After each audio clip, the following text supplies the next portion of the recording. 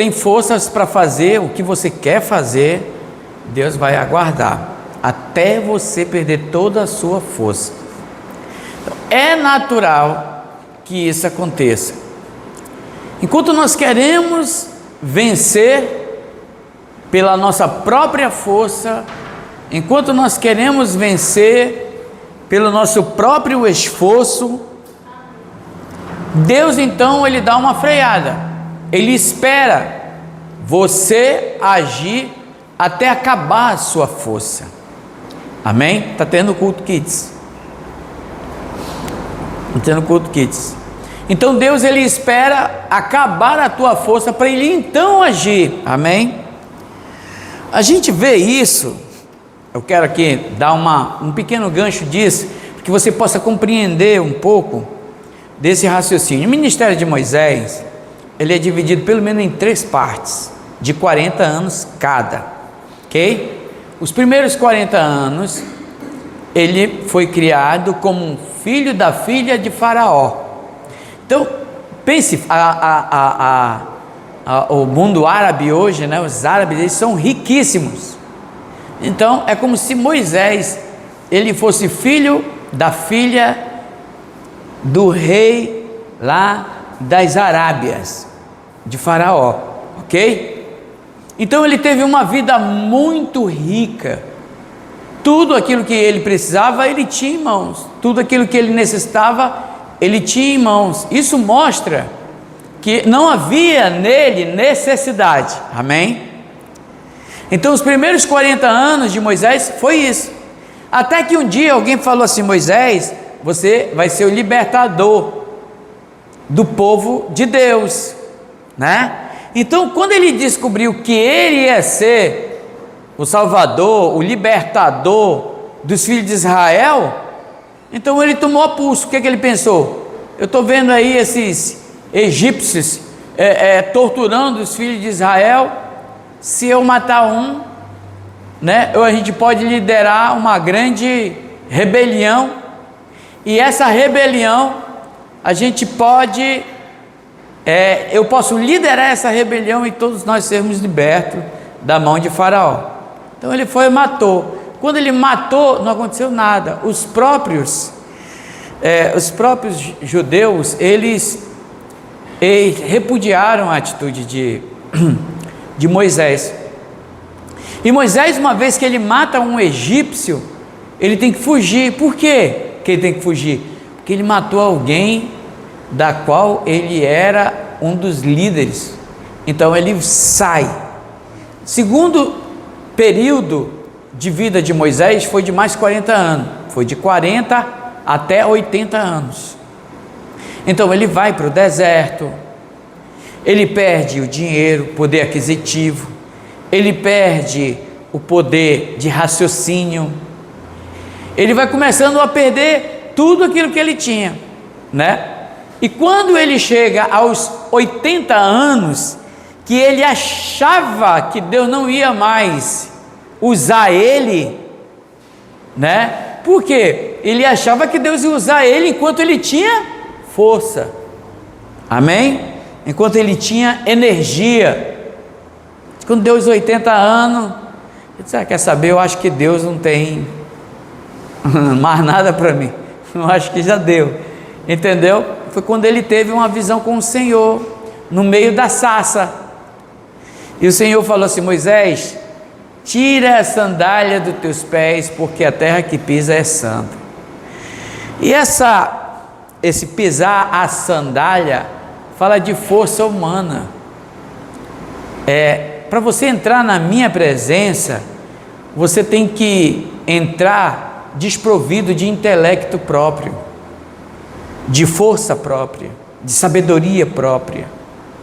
Quando você vai até diante de Deus, você precisa estar despido de tudo aquilo que você acha que é, amém? Isso foi antes de fazer a tenda, né, de Moisés, a tenda onde ficava o átrio, o santo lugar e o santo dos santos, né? Então ali o Senhor falou assim: Moisés, agora você vai libertar o meu povo, Moisés. Aí ele falou assim: mas eu estou velho, a minha língua é pesada, eu já estava com 80 anos. Aí o Senhor falou: não, vou te usar, agora que chegou a minha vez, porque se você libertar o povo, ninguém vai dizer que foi você, todos dirão: é o Senhor, na vida de Moisés, porque a tua força já se esgotou. Agora, quando a tua força acaba, entra a minha força. Amém? E aí ele falou assim: ah, Senhor, eu acho que eu não sei falar. Tá bom, tu não sabe falar, vou botar uma pessoa para te ajudar. Ele se animou. Então Deus chamou Arão, o irmão mais velho do que ele. Então botou 2 velhinhos para liderar a rebelião. E o fato é que tudo que aconteceu a partir dali foi o próprio mover de Deus para libertar o povo. Amém? Então, isso aqui é uma introdução. Amém? Eu estava falando do tabernáculo de Moisés, que ele recebeu a visão. Na parte aonde foi estabelecido o tabernáculo, tinha 3. O tabernáculo, ele tinha a cerca, ele tinha o átrio, ele tinha o santo lugar e ele tinha o santo dos santos. Só que para cada lugar existe um tipo de luz. Repita comigo, diga: para cada ambiente há um tipo de luz. Então, quando ele chegava lá fora para oferecer o sacrifício, a luz do sol, ela estava no átrio. Todos enxergavam, todos conseguiam entender. Amém? Todos conseguiam entender ali o que estava acontecendo. Amém? Todo mundo sabe que Jesus vai voltar, não é verdade? Todo mundo sabe que matar é pecado, que fumar é pecado, um monte de coisa é pecado. Amém? Isso é a luz do átrio. Muita gente fala de Jesus, mas isso é luz do átrio. Todo mundo sabe. Ah, já sei, Jesus me ama. Ah, já sei, se eu morrer agora, eu vou para o inferno. Alguém diz. Outro diz: ah, eu já sei, é que eu estou em pecado. Outro já... É uma luz que todas as pessoas têm. Mas quando o sacerdote, ele vai entrar no santo lugar, aí já tem uma tenda fechada. E lá dentro só tem um tipo de luz, que é a luz do candelabro, ou menorá, como você queira. Então essa luz do candelabro, ela tem 7 hastes, aponta para os 7 Espíritos de Deus, aponta para o número completo de Deus, as 7 taças, os 7 selos, as 7 igrejas, e vai embora. Então é um número completo. Isso mostra o quê? Uma iluminação completa. Só que essa luz já não é mais a luz lá de fora do sol, é a luz de dentro do santo lugar. Amém? Essa luz que está lá dentro do santo lugar, ela tipifica a luz de Cristo, para que você venha se enxergar, para que você venha ver, que quanto mais você se aproxima de Deus, mais a luz clareia e você vê como você está. A luz lá de fora serve para apontar a falha de todo mundo, mas a luz do santo lugar é a luz onde Deus te mostra o que precisa de mudar. Amém, irmãos? Até aí, beleza? Então ele entra ali no santo lugar, ele recebe iluminação, e depois que ele recebe iluminação, ele vai para a mesa do propiciatório, da comunhão ali, né? Do propiciatório. Ele vai tomar um vinho e ele vai comer o pão. Pão significa Cristo, né? O próprio Cristo. O cálice significa nova aliança. O cálice vazio é o cálice que Jesus iria beber. Quando morreu na cruz, ele bebeu esse cálice no nosso lugar. Amém? Quando ele sai de lá, existe um outro compartimento. Amém? Nesse outro compartimento só há treva, não dá para ver nada, mas lá dentro tem a arca da aliança. Amém? Em cima das tampas da arca da aliança tem 2 querubins, um do lado e um do outro. O homem não pode chegar ali, amém? Quando Adão pecou, o que é que o Senhor colocou lá na porta? 2 querubins, ninguém entra mais, amém? Então quando você vê a Arca da Aliança, digo, opa, homem nenhum pode entrar aqui, a não ser um representante de Deus, que Deus colocou ali, para entrar no lugar do povo, amém? Então lá não tem luz, amém? Então o que é que ele faz? Lá em cima da mesa do propiciatório existe o incenso, então ele leva uma baciazinha de sangue, numa vasilha de bronze, e ela está cheia do sangue do animal que foi morto lá fora, e o incensário. Depois que ele tem ali a comunhão, então ele pega o incensário, ele coloca só a mãozinha dele lá e começa a balançar, e a fumaça do incensário começa a encher aquele lugar, amém? Começa a encher, fica aquele fumaceiro todo lá. Aí o sacerdote ele entra e asperge o sangue. Quando ele asperge o sangue em cima da tampa do propiciatório, o querubim, quando olha e enxerga o sangue, o querubim não pode mais matar o sacerdote ou sumo sacerdote que está ali. Por quê? Porque ele recebeu luz de Deus, amém? Então, por que eu estou falando isso para os irmãos? Porque quanto mais força você faz, mais distante você fica do propósito, amém? Então diga comigo assim,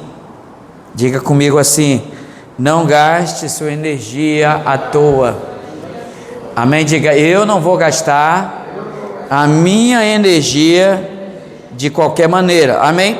Salmos, abra sua Bíblia, capítulo 4, versículo 8, diz assim: em paz me deito e logo pego no sono, pois tu, Senhor, me fazes repousar em segurança.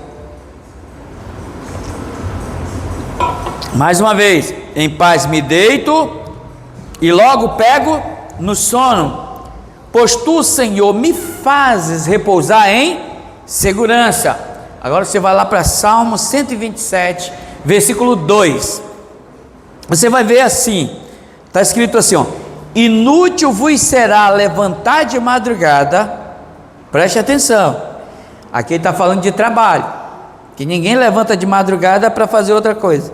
Inútil vos será levantar de madrugada, repousar à tarde, comer o pão que penosamente ganhastes aos seus amados, ele dá enquanto dorme, amém? Aos seus amados, o que ele faz? Ele dá enquanto está trabalhando, é isso? Ou ele dá enquanto dorme? Ah, pastor, então amanhã eu vou dormir até mais tarde. Não, eu não estou falando isso, né? Eu estou falando que o Senhor, ele deixa claro que o Senhor cuida de nós, amém? E depois que ele diz que ele cuida de nós, ele fala que é inútil você se levantar de madrugada, comer o pão que ganhou penosamente, porque aos seus amados ele dá enquanto dormem. Esse dormir aqui é enquanto ele espera em Deus. Nós precisamos aprender a esperar em Deus. O problema da gente é que a gente acha que o nosso tempo é o tempo de Deus, e o problema da gente muitas das vezes é que a gente acha que Deus não tem um plano tão perfeito quanto o nosso. Então quando Deus diz eu vou te abençoar, a gente já deduz, vai ser desse jeito, daquele outro jeito. Mas existe, como na semana passada nós falamos, milhares de formas de Deus agir, de Deus trabalhar. Então ele deixa claro aqui o quê? Que enquanto os seus filhos estão dormindo, esperando, descansando em Deus, ele dá, amém? Mas esse dá é um dar crendo, é um esperar crendo, melhor dizendo. Romanos 10, 17, Romanos 10, 17 diz assim, ó, e assim a fé vem pela pregação, e a pregação pela palavra de Cristo. Ora, se Deus te deu uma palavra, então Ele vai produzir em você o que? A fé. Você terá fé para crer, para esperar aquilo que Deus tem a realizar na tua vida. Ah, não, é porque Deus ele tem que responder, porque Deus ele tem que fazer desse jeito. Sabe, irmão, nós temos visto na Bíblia inúmeras situações. A Bíblia está cheia de situações em que nós precisamos aprender a esperar em Deus.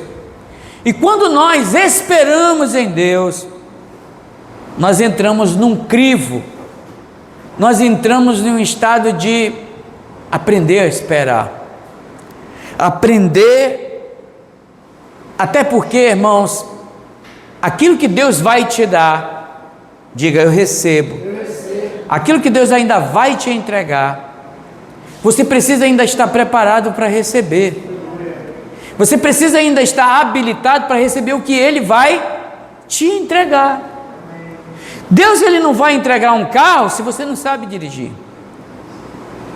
Deus ele não vai te dar uma faca se você é uma criança mimada ainda pega na faca se cortando. Então Deus, quando Ele diz que nós somos abençoados com toda sorte de bênçãos, de fato, no olhar de Deus nós todos somos abençoados, mas nós precisamos passar por um processo, e esse processo é que gera amadurecimento. E uma das coisas que Deus mais trabalha na vida do crente é a respeito da ansiedade. Somos tremendamente agoniados. Se queremos uma coisa, queremos até o final do ano. Se queremos um negócio, queremos daqui a 2 semanas. Se queremos algo, é claro, Deus é o nosso Deus já. Outro dia eu vou trazer essa palavra aqui. Mas nós precisamos entender que Deus ele trabalha no nosso caráter. Que Deus ele está trabalhando na tua maneira de pensar, de raciocinar, de lidar com as coisas preciosas. Sabe, Deus ele nos dá coisas preciosas, e essas coisas preciosas não são coisas que o mundo dá. As coisas do mundo são do mundo, mas as coisas de Deus são preciosas, e a gente precisa aprender a lidar com isso. Amém? Quando aquele servo de Eliseu, de Naamã, falou assim, olha, eu conheço um homem de Deus, ele pode orar e você pode ser curado. Então Naamã foi lá com ele, e a direção de Eliseu foi clara. Você mergulha nesse rio aqui 7 vezes. Mas é essa a direção que você me dá? Não tem uma outra direção? Eu pensava que você iria orar na minha cabeça, ia dar uma ordem e tudo ia acontecer. Era assim que eu entendia que ia acontecer. Não. Você tem que mergulhar 7 vezes. Amém? Percebeu aí? Ele era leproso, ele era cheio de garra, um soldado muito guerreiro, de vitórias, de conquistas, era um dos soldados da realeza, da segurança real, e a direção para ele foi, mergulha nesse rio. Era um rio, entre aspas, que não era muito bom, e ele virou a costa e foi embora. E o Naamã falou, não vou mergulhar não. E o seu servo falou assim, meu senhor, ele pediu uma coisa tão simples, só para você mergulhar 7 vezes. Se ele tivesse pedido uma coisa impossível, ainda ia entender, mas 7 vezes, 7 mergulhinhos aí, o senhor não está, você está só diante de mim, isso não é humilhante, você vai lá dar 7 mergulhos. E a Bíblia diz que ele foi, deu o primeiro mergulho, não foi? Deu o segundo, deu o terceiro, deu o quarto, talvez no quarto para o quinto, ele não queria mais mergulhar, talvez do quarto para o quinto, ele já queria desistir. Muitas das vezes é assim que nós somos. Do quarto para o quinto tempo de espera as coisas de Deus, nós já queremos desistir. Numa primeira tribulação que vem contra nós, nós já queremos parar. Nós já achamos que Deus não está mais com a gente. Mas pegue o seu orgulho e lance ele fora de você. Pegue essa ansiedade e lance ela para longe de você. Não, eu vou esperar. Se Deus falou que vai me abençoar, então eu serei abençoado. Eu vou esperar mais um pouco. E a Bíblia fala que ele deu os 7 mergulhos. Quando ele deu o 7º mergulho, ele saiu curado. Amém? Amém? A gente percebe o que aí, irmãos? A gente percebe que Deus, ele sabe trabalhar na vida de cada irmão. A maneira que Deus trabalha com você é diferente da maneira que Deus trabalha com o outro irmão. Não pense que Deus vai tratar você como trata o outro irmão. Cada um tem uma maneira de pensar, cada um tem uma ferida para ser curada, cada um tem uns problemas que precisam ser curados, cada um tem desafios que precisam ser avançados. Irmãos, estão comigo? Estão entendendo? Jesus chegou com um homem, né? E ele disse assim: Senhor, se tu quiseres que eu seja curado, eu serei. Jesus falou: eu quero. Foi rápido, ele não precisou mergulhar, entendeu? Para o outro precisou 7 mergulhos, lá para o profeta, mas para Jesus falou: eu quero. Para o outro ele disse: vai, não peque mais, enxerga. Ele enxergou. Para o outro ele falou assim: ó, vai e lava os teus olhos lá no tanque.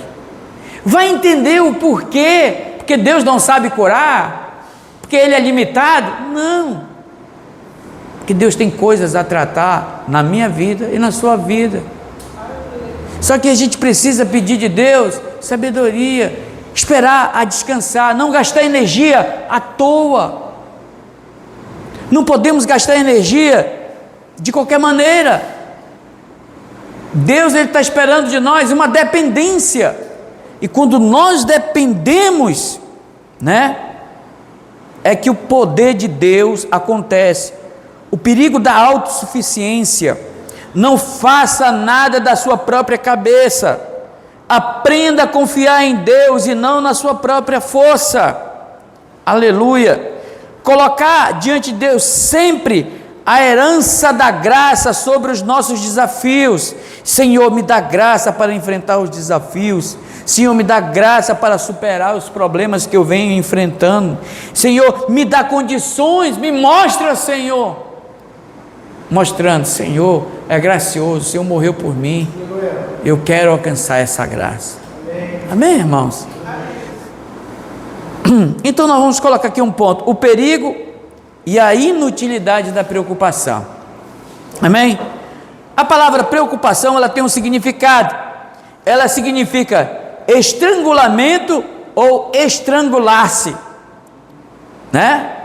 Estrangulamento ou estrangular-se. Tem gente que se estrangula, coloca tanta da preocupação em si mesmo, daqui a pouco ele está se sufocando. O problema que é dos outros, ele quer trazer para a vida dele. O problema que é da família, ele quer trazer o problema da família inteira para ele. Alguém não pode passar mal, que ele quer estar orando, que ele quer estar trazendo muito. É como se ele fosse Jesus. Jesus orava por todos? Não, Jesus orava por aqueles que iam atrás dele. Percebeu aí?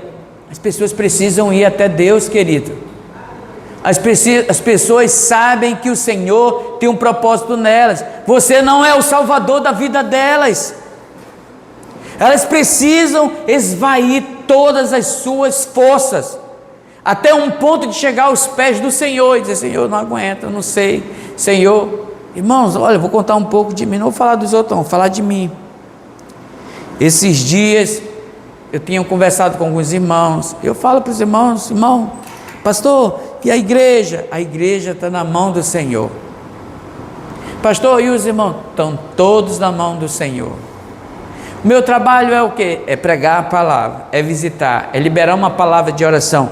Mas eu não estou preocupado de que eu vou convencer todos esses irmãos a estarem comigo. Por quê? Porque nenhum deles são meus discípulos. Eles são discípulos do Senhor Jesus. E o meu trabalho é ser fiel, é manter fidelidade naquilo que o Senhor me ordenou a ensinar. Esse é o meu papel. Eu não saio ligando para um para outro, irmão, como é que tá? Você está com problema? Está com problema? Com isso, agora eu vou orar por você. Ah, graças a Deus, ainda bem que tem o pastor para orar por mim. Ah, eu vou me lascar todo. Eu preciso dizer, irmão, você tem problema? Ore ao Senhor, Ele vai te ajudar. Irmão, você está com dificuldade? Precisa de ajuda? Você já orou? Está precisando de oração? Estou. Então nós vamos orar juntos. É assim. Entende? Os irmãos estão comigo? Estão compreendendo a coisa? Então quando você chama a pessoa para orar, você está mostrando que o caminho é Cristo. Quando você diz, não, deixa comigo que eu vou orar por você, você está querendo pagar de quê? Você está querendo pagar de sacerdote. Nós já temos o sumo sacerdote. E esse irmão, aquela irmã, todos têm acesso diante de Deus. Amém? Então quando ele passa a orar, então ele passa a receber luz de Deus. Lembra do tabernáculo? Quando ele entra no santo lugar, ele passa a receber luz de Deus. Ele começa a enxergar coisas que ele não via antes. Mas se todo tempo tiver alguém querendo se meter na vida de A, de B, de C, você acaba se estrangulando. Há quantos pastores que já pararam pelo caminho dos seus ministérios, não julgo nenhum, mas muitos deles trouxeram a preocupação dos outros para si. Se um casal se separou, é porque eu não sou um bom pastor. Se um irmão se desviou, é porque eu não estou pregando uma boa palavra. Se A, B ou C estão querendo ali se destruir, é porque eu não estou sendo um ótimo, excelente pastor, digníssimo, salve, salve. Não! Precisa entender que ele precisa encontrar o Senhor. O verdadeiro pastor, e quando eu falo pastor, eu falo ministério. O verdadeiro pastor é aquele que aponta para Cristo. Ele é o caminho, Ele é a verdade, Ele é a vida. Ninguém vai ao Pai se não for por Ele. Não é ninguém vem ao Pai se for pelo Danilo. Não é ninguém vem ao Pai se for pelo pastor Aloysio. Não, ninguém vai ao Pai se não for por Ele. Ele quem? Cristo. Então é muito importante nós, quando formos dar um conselho para alguém, para uma pessoa, ah, irmão, estou passando uma luta muito grande. Você tem orado? Você tem pedido de Deus? Ele vai dizer assim, puxa vida, tenho pedido direção de tanta da gente, irmão, não estou orando. Olha, você precisa de uma ajuda de oração. Eu vou ajudar você em oração, amém? Mas eu quero que você ore também e fale com Deus. Olha só, está sendo um excelente pastor, porque ele está mostrando Cristo como o alvo. Amém? Cristo é o alvo, aleluia, Cristo é o alvo. Vou falar para vocês um testemunho. Esses dias eu estava no comércio, acho que umas 2 semanas atrás, estava conversando com a minha esposa, e a gente estava pesquisando lá um monte de expositor, e nada estava dando, sabe, irmão, nada estava combinando ali, parece que a coisa não estava acontecendo. Você quer saber? Entregar na mão de Deus esse negócio aí, entregar na mão do Senhor, que é a melhor coisa que eu faço. Eu desisto, Senhor. Fui trabalhar normalmente, de repente chega lá um irmão lá no domingo de manhã, pastor, como é que você está? Estou bem, graças a Deus, trocamos um bate-papo legal, foi muito bom. Ele falou assim, pastor, eu tenho um expositor, eu não estou usando ele. Eu olhei para minha esposa na hora, é mesmo? Disse, eu vendo para o senhor, dá um jeito de trazer ele aqui rapidinho. Mas tudo tá bom. Depois o irmão foi embora. Eu falei, de fato, quando você descansa,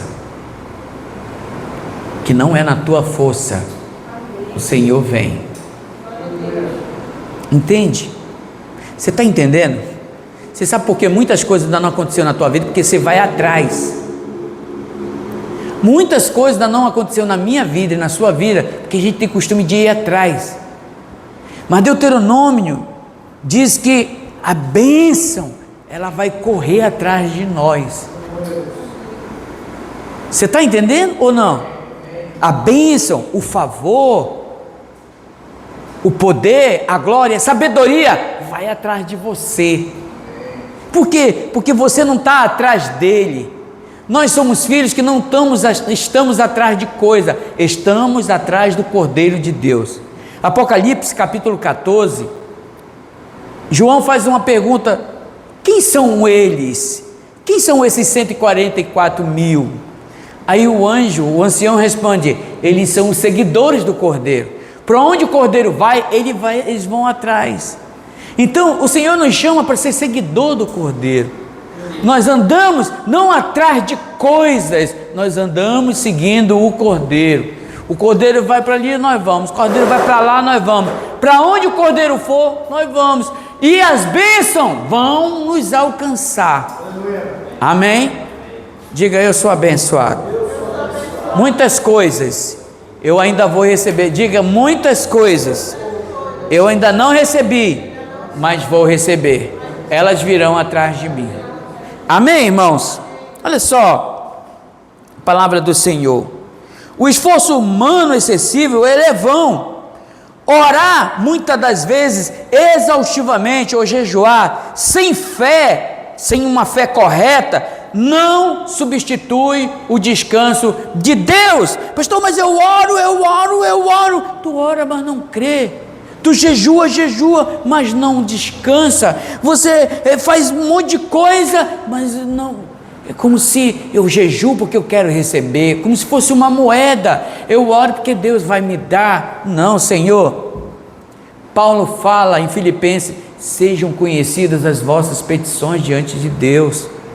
Eu pedi e Deus vai me dar. Entendeu? Senhor, eu não vou sair daqui enquanto tu não me deres e tal. Eu peço e eu descanso. Deus vai me dar. Deus vai me dar.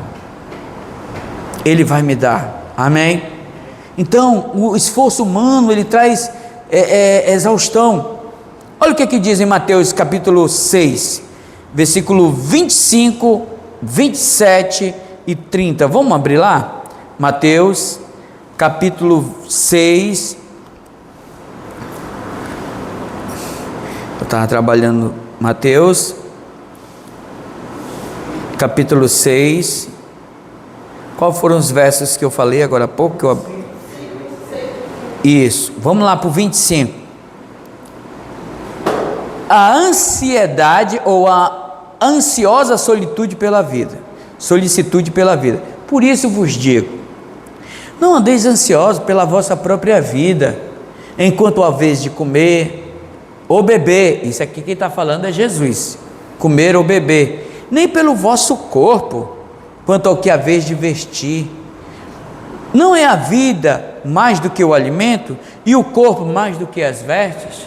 Ele está dizendo: dê mais valor à vida, dê mais valor à saúde. A vida é mais importante do que todas essas coisas. Jesus está falando para os seus discípulos: você está bem?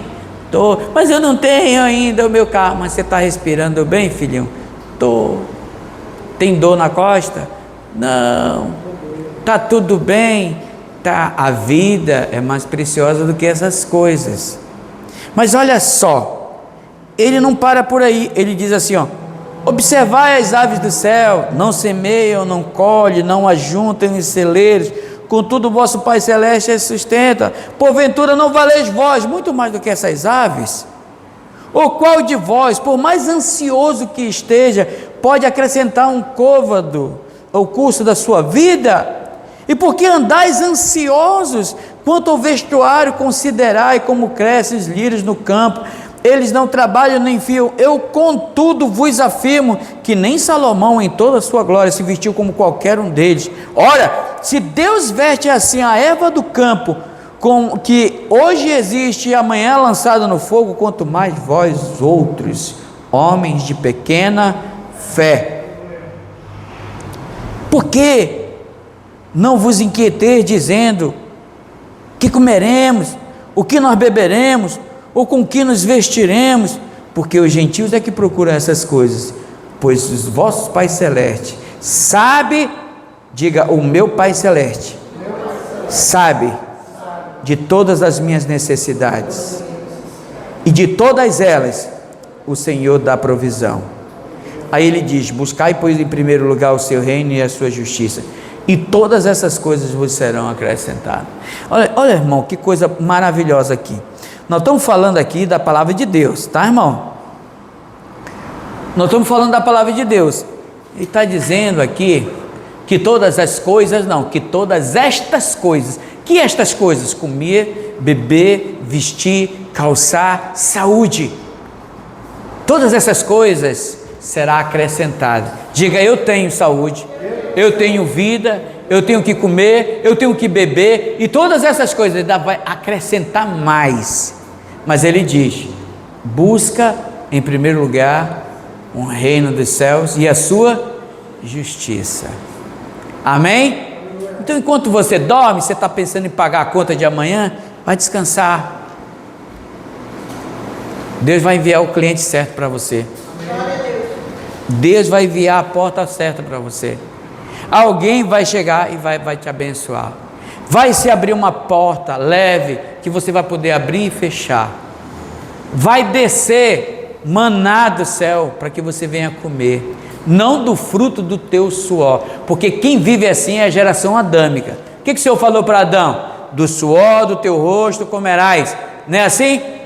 Mas daqueles que são da nova aliança, o maná cai do céu, o maná vem, nos alcança, Deus nos abençoa. Amém, irmãos? Amém. Aleluias. Outra coisa, a identidade no amor. Como você se enxerga? Olha só, isso aqui é importante.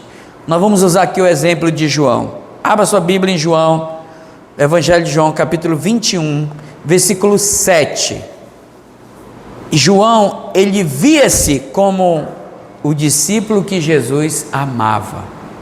Isso aqui é muito importante. Abra aí, João, capítulo 21, verso 7. Alguém pode ler ele para mim? João, Evangelho, capítulo 21, verso 7. Alguém pode ler ele?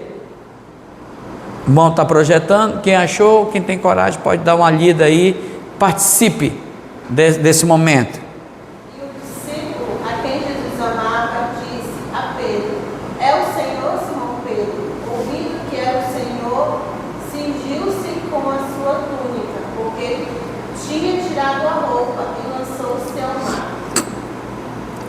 A primeira parte que ele diz, do versículo: e o discípulo a quem Jesus amava. Você sabe quem escreveu o Evangelho de João? João. Mas você sabe como é que ele se via? Ele falava: o discípulo a quem Jesus amava. Ele tinha convicção que Jesus amava ele. Você tem convicção em dias difíceis que Jesus ama você? Não, eu sou amado de Deus. Essa história vai mudar. Se eu estou passando por isso, os olhos deles estão sobre mim. E Ele vai me dar vitória. Por quê? Por quê? Por quê? Porque eu sou amado. Ele me ama. Ele cuida de mim nas mínimas coisas. É Ele quem zela por mim. Sabe, irmão, como é que você sabe que Jesus, Ele te ama? Quando você está pensando, só você e Deus em algo, só você sabe, você diz assim: ô Senhor, queria tanto esse negócio aqui resolvido, mas não sei como. Não é assim? Você faz esse tipo de oração ou é só eu? Aí de repente, do nada, acontece algo que ninguém sabia, só você sabia, e aí ele aconteceu para você, né? Aí você vai dizer o quê? Você vai dizer assim: o Senhor me ama. Isso aqui quem fez foi o Senhor. Não tinha ninguém lá ninguém ouviu a minha oração.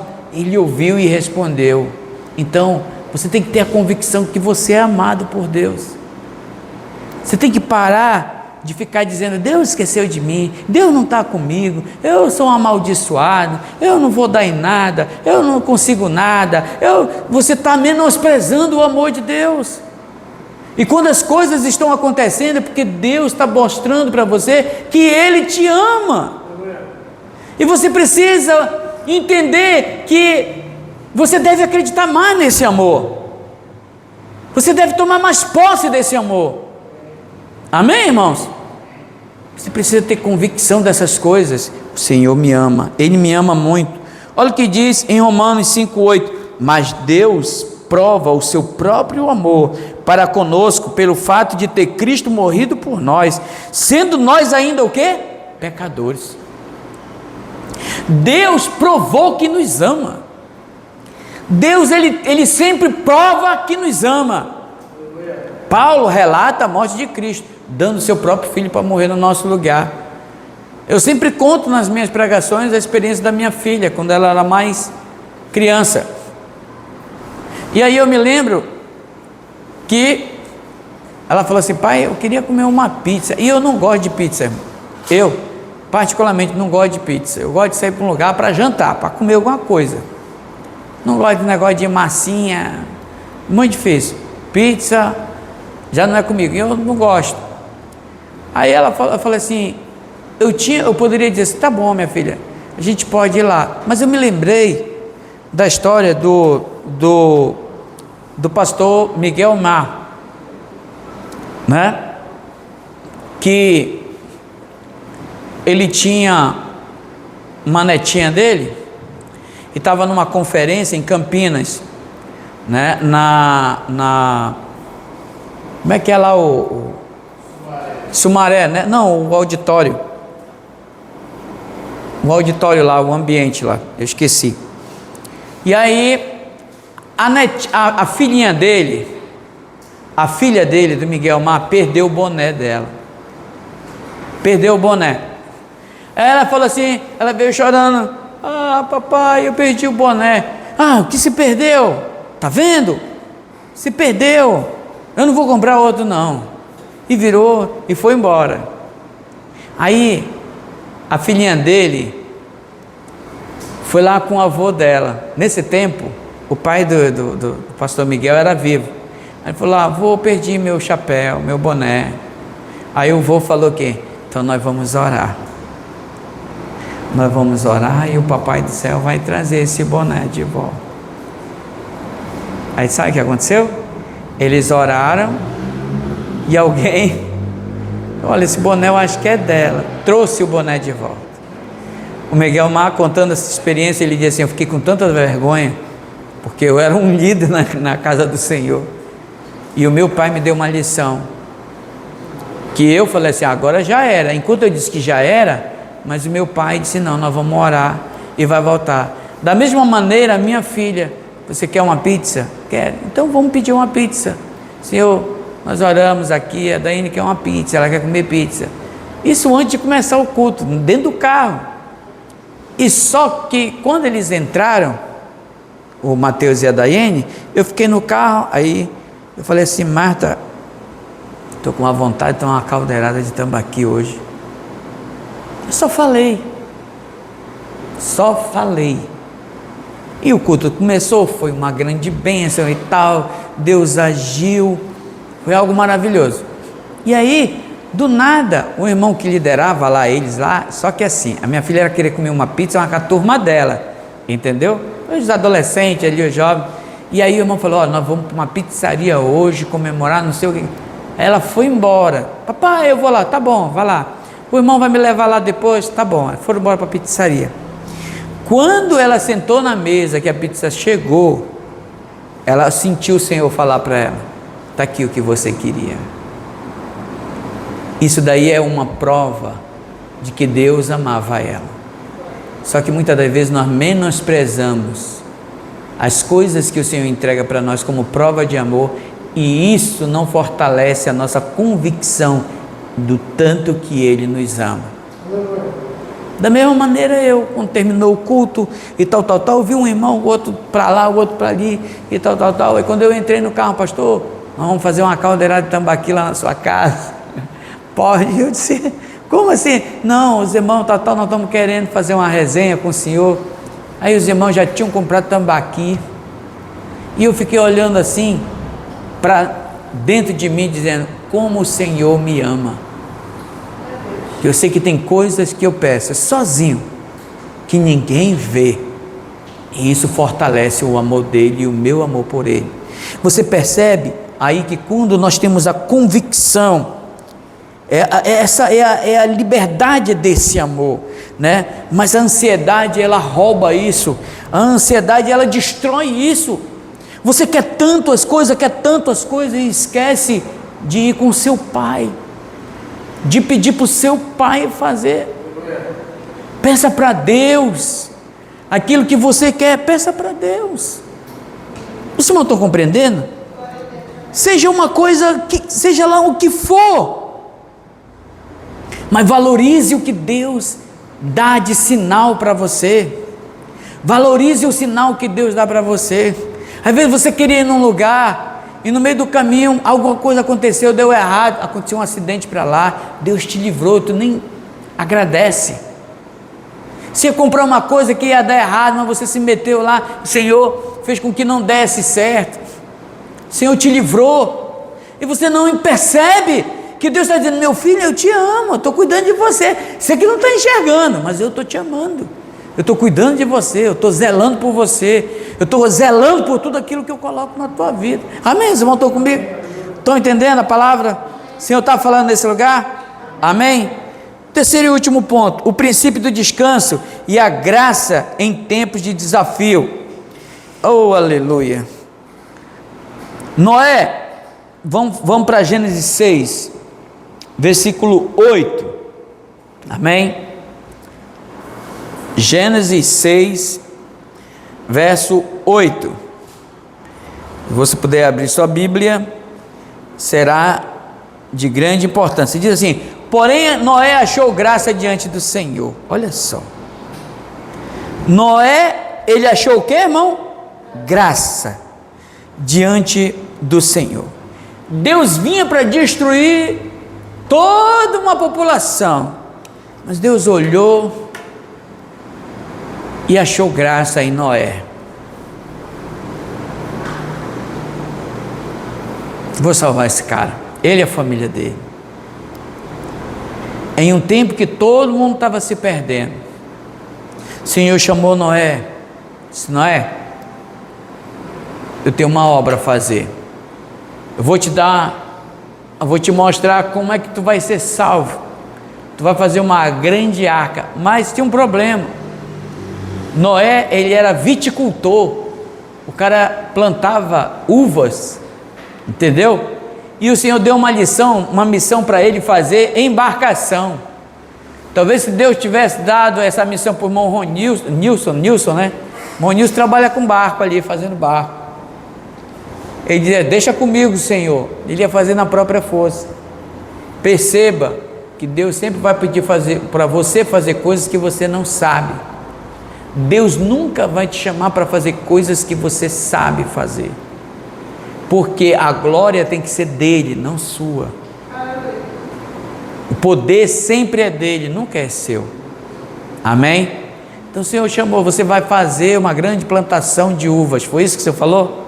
Não, você vai fazer uma embarcação, não vai ter prego, vai ser tudo pino de madeira. E ele ficou assim, por que tu pediu para me fazer um negócio desse? Eu não sou carpinteiro, eu não sou isso, eu não sou aquilo, eu não sei fazer isso, não adianta nada eu fazer isso. Eu acho que Deus não falou comigo não, era para Deus ter falado com o outro lá que é carpinteiro. Ele quer levar você em entendimento. Deus coloca coisas grandes no teu coração, mas só que você não sabe ainda lidar, ou não aprendeu ainda a lidar com as coisas que Ele tem colocado no teu coração. e aí acaba desprezando, acaba colocando aquilo que Deus colocou no teu coração, vai saindo falando para os outros. Deus falou para você, ora bolas, Ele falou com você sozinho, Ele não saiu espalhando por aí, Ele falou somente para você. E você passa por muitas tribulações, dificuldades, porque você procurou o problema. Mas quando Deus revelou só para você. Quando Deus queimou só no teu coração. Quando Deus falou, Ele falou só para você. José sofreu.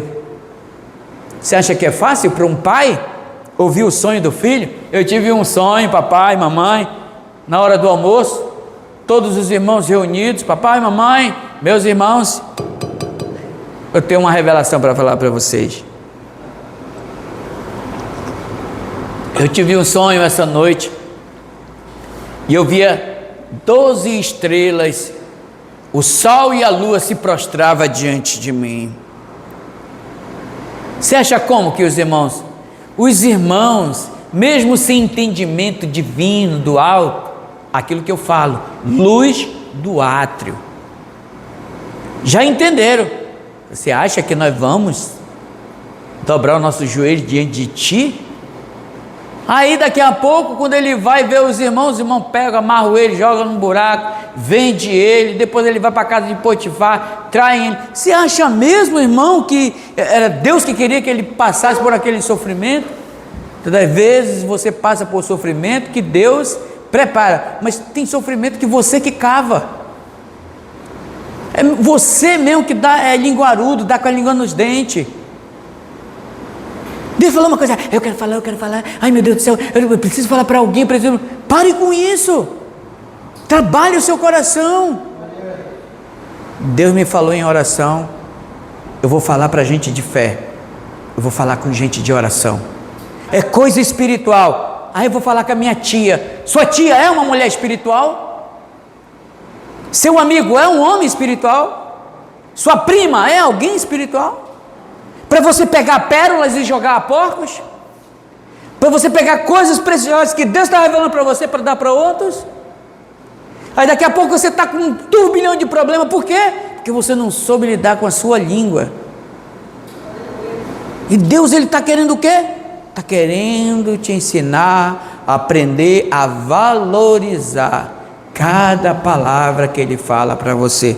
Você precisa entender isso. Noé então ouviu a direção e disse: tudo bem, Senhor, eu não sou um grande carpinteiro, mas se o Senhor disser como eu tenho que fazer, vai ser feito. Foi isso que ele fez. Ele não murmurou. Às vezes Deus, Ele quer te fazer um grande empresário, mas você menospreza aonde Deus quer te levar. Sabe por quê? Porque você mesmo não se vê lá. Você mesmo olha para você e menospreza, porque acha que a tua capacidade nunca vai chegar lá, né? Mas você precisa entender que esse problema não é um problema seu, é um problema de Deus. Foi Deus quem gerou isso no seu coração. Deus, Ele coloca visões, Ele imprime, aquilo fica estampado na tua cara, só você enxerga, porque Deus só está mostrando para você, criatura. Deus só está falando para você, Ele está imprimindo no teu coração o que Ele quer realizar em você. E você precisa entender: ah, Senhor, eu entendi, eu não sou um grande empresário não, mas o Senhor vai fazer eu chegar lá. Amém? Os irmãos estão comigo? Noé foi lá, fez o que tinha de fazer, e o povo foi o quê? Da casa dele foi salvo. Todo o povo foi destruído, mas Noé foi achado o quê? Graça. Olha para cá, quando Deus te chamar para um desafio, você deve parar de reclamar, você deve parar de reclamar e dizer: Deus falou comigo, e se Deus falou comigo, eu vou trabalhar só eu e minha família em silêncio, e quando acontecer, eu já estou dentro da barca. As coisas vão acontecer, mas comigo não vai acontecer nada. Vai acontecer situações que eu nem imagino, mas na minha casa não vai acontecer. Amém? Recebeu no Espírito? Amém. Então amém, fica contigo aí, fica ligado. Amém? Olha aqui, Outra coisa, aqui, o nome Noé significa descanso. Diga, Noé significa descanso. Olha só, a aplicação do princípio da primeira menção, a palavra porta aberta. Olha só, porta aberta. Deus abre uma porta para Noé. Noé cria uma embarcação com as suas portas. Deus é a própria porta. Eu sou o quê? Eu sou o caminho, a verdade e a vida. Ele é a própria porta. Amém? Alguém pode abrir Apocalipse 3:8? Amém? A revisitação da palavra profética. Eu tenho colocado diante de ti o quê? Uma porta aberta. Diga comigo, diga assim, o Senhor. Diga comigo, o Senhor é a minha porta aberta. Conclusão: o governo do amor contra o medo na batalha espiritual. O diabo, ele governa a partir do medo, amém? Mas Cristo governa a partir do amor.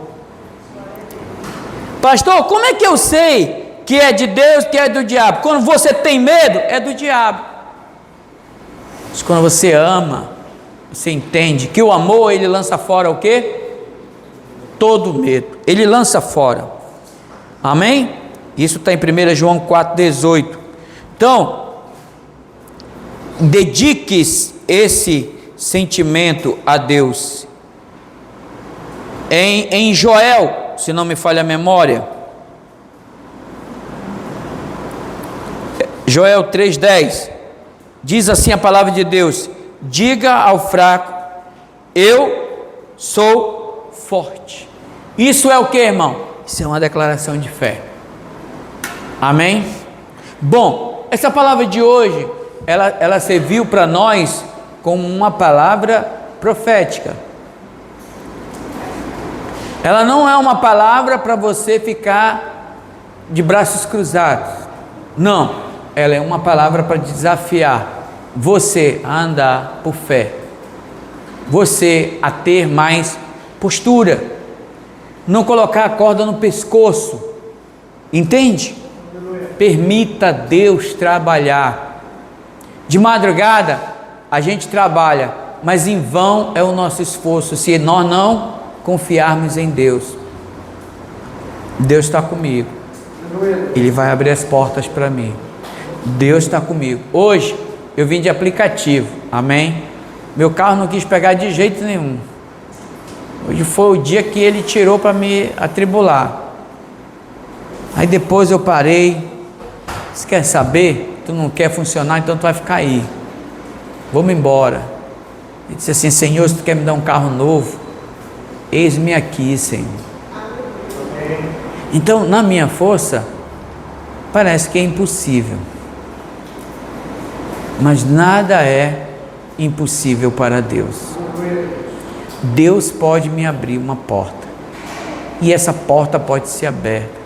Pode ser amanhã, como pode ser no ano que vem. Pode ser daqui a 1 hora. Não sei.